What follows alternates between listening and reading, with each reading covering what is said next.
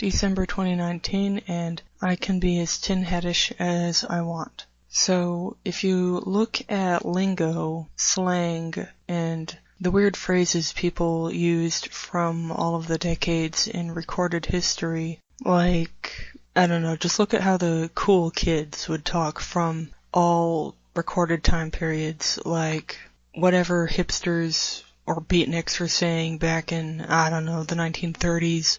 They'd go like, oh, that's the bee's knees. Obviously, I didn't do a whole lot of research. I'm just pulling things off the top of my head.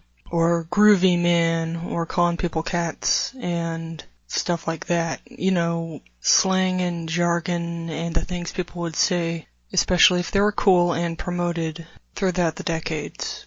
Like beatnik slang, or flapper slang, or hippie slang, and whatever crap kids these days are spouting off. Like, I don't know, yeet, screed, or things I don't care about. That kind of mimetic language, it's still English, but they keep making up words on the fly, and it's by design. Now, I'm not sure how this sort of social engineering is done, but clearly it has been done throughout all of recorded history, all of the decades. I mean, look at Disco Stew from The Simpsons, or look at the chairman from Fallout New Vegas. The things they would say, the way they would talk. And that's only the stuff that's remembered. Imagine the stuff that they try to come up with that was not ever recorded and has been lost to the sands of time. This is proof that society has engineering going on with it, and the popular trendy subculture movements are all artificially engineered and pushed. The hippie movement was artificially engineered. Also, I heard that in reality, during the 1960s, hippies were living in tent communes and they were absolutely not a part of normal society. They were some fringe group. That is something that I was told. And if you look at media that was recorded in the 1960s, or even period pieces that reenact things of the 1960s, they overfocus on the hippies. Or maybe the buzz-shaved military dudes group. Society is just full of subcultures. I don't know why they're called subcultures, because they're only groups of people interested in fashion, music, aesthetics, and maybe comic books and movies. Like, for instance, the goth subculture. It's called a subculture, but goths are defined by a particular fashion, makeup, music, and other media that they like. Other than that, nothing sets them apart from anybody else other than the superficial things.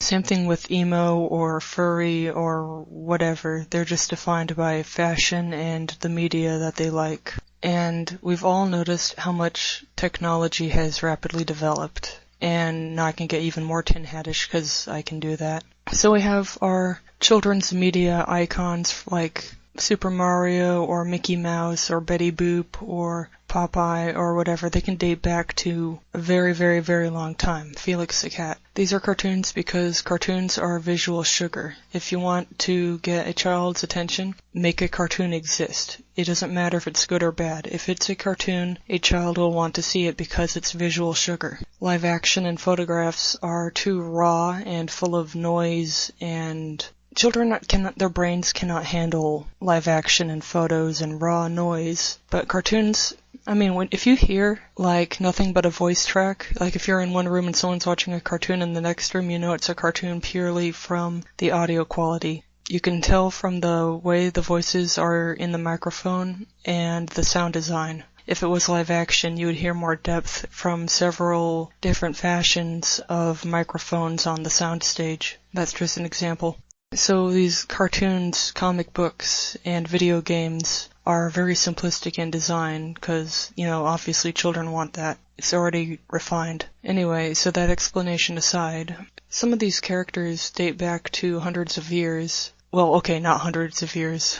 I meant to say decades. But with time speeding up, who even cares? A decade is now 5 minutes. Anyway, some of them are kind of legacy characters that the owning companies are desperately trying to keep them relevant and updated, but every new year they come out with a new line of cartoons or whatever, I'll notice how I'm focusing on things that are specifically engineered to appeal to children. Now I can get more tinhatish. They're doing this because there is an artificial divide in our society between age groups. I remember being a child, I didn't relate well to old people. Well, it didn't help the fact that the old people I knew were baby boomers who are infamously bad. And most baby boomers come from the CIA pickle factory. They are tears and they're bad people. And that really sucks for the normal people born in that time period. It really does suck for the good people that happen to be born at the same time baby boomers were coming out of vats or something like that. It's a big shame, but real people have always been rare, and most old people are tears the same way young people are. So almost everybody of every age group is a tear, and real people are few and far between anyway. So unfortunately there's that, but if we can look past that, you'll see that there are separations between age groups. Now let's just play pretend that I'm only going to talk about real people. Now I had a hard time relating to the nice older folks who were unlucky enough to be born in the baby boom era. Too bad for them. But they didn't understand Pokemon, they didn't understand computers, and I'm like, how am I supposed to relate to you? What is there that you and I, a 50 or 70-year-old person and a 5-year-old, what is their common ground between us? Obviously, I didn't have the mental capacity to put it that way, but that's how I was thinking. I'm like, so the things that I'm interested in, you don't know what they are. I see Pokemon every day. I see video games every day. I see cartoons every day. And you say you've never heard of Pokemon in your life? How are we even going to communicate? That was my thought process back then. Now, as for the whole technology thing, that would probably be a whole different talk, and I wouldn't know where to begin with it because I am absolutely not even close to being near any sort of expert on the topic, but I am a person that can make observations and point at things and comment on them. But computers, oh, they've gone downhill. There's nothing but bloatware. You know, I long for the days of Windows XP because you could actually use things back then. I mean, okay, back in Windows XP days, you could have like 50 Firefox tabs open, no problem. I can't even have like 2 or 3 tabs open. I don't even have spyware or malware. And this is a problem with the website. I remember when websites started getting incredibly bad. It was 200 kilobytes of real actual content, 500 megabytes of pure bullshit that was nothing but aesthetic and horrible and tracking and ads and other horrible things. The way websites are is why tabs crash. I can't even keep 2 tabs open without a problem because of the content of the website. It's nothing but bloatware and polished turds. Oh man, I miss HTML. Those were the days. Yeah, I'm a grouch. I'm a grouchy, nostalgic